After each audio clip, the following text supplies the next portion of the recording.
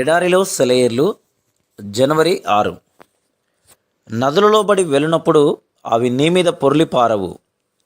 యెషయా గ్రంథము 43వ అధ్యాయము 2వ వచనం. మన మార్గానికి ముందుగా దేవుడు ఆ దారిని సిద్ధం చేయడు. సహాయం అవసరం కాకముందే సహాయం చేస్తానని మాటివ్వడు. అడ్డంకులు ఇంకా మనకి ఎదురు కాకముందే వాటిని తొలగించాడు. కానీ మనకి అవసరం ముంచుకు వచ్చినప్పుడు మాత్రమే తన చేయి చాపుతాడు. చాలామందికి ఈ విషయం తెలియదు.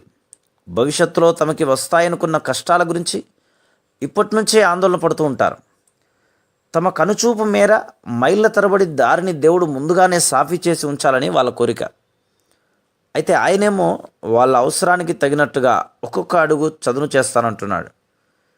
మిమ్మల్ని నదులు దాటిస్తాను అన్న ఆయన ప్రమాణాన్ని మన పట్ల నిజం చేసుకోవాలంటే మనం నీటిలోకి దిగి దాని ప్రవాహాల్లోకి వెళ్ళిపోవాలి. చాలామందికి చావంటే భయం. చిరునవ్వుతో చనిపోయే ధైర్యం మాకు లేదు అంటూ అంగలారుస్తారు. అలాంటి ధైర్యం అసలు అనవసరం. ఎందుకంటే వాళ్ళు తమని తాము ఆరోగ్యవంతులుగా ఉంచుకుంటూ దైనందిన కార్యాల్లో పాల్గొంటూ ఉంటే చావు ఎప్పుడో వచ్చే ఒక నీడ మాత్రమే. ముందుగా కావలసింది ప్రస్తుతం మన విధుల్ని నిర్వర్తించడానికి, బ్రతకడానికి ధైర్యం. అది ఉంటే చావడానికి ధైర్యం కూడా దానంతట అదే వస్తుంది. నదిలోనికి నీవు నడిచి వెళ్తున్నప్పుడు జల్లుమనేలా నీళ్లు చల్లగా తగలొచ్చు. కష్టాల కడిలో శోధన తరంగాలు, విషవేదన, ఓపలేని బాధ మనసుని, ఆత్మని మదనపెట్టి ముంచెత్తితే అవి నీ తల మీదుగా పొర్లి ప్రవహించవు.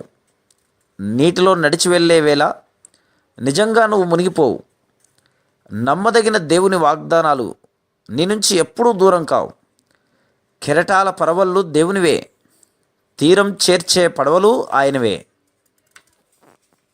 Praise the lord.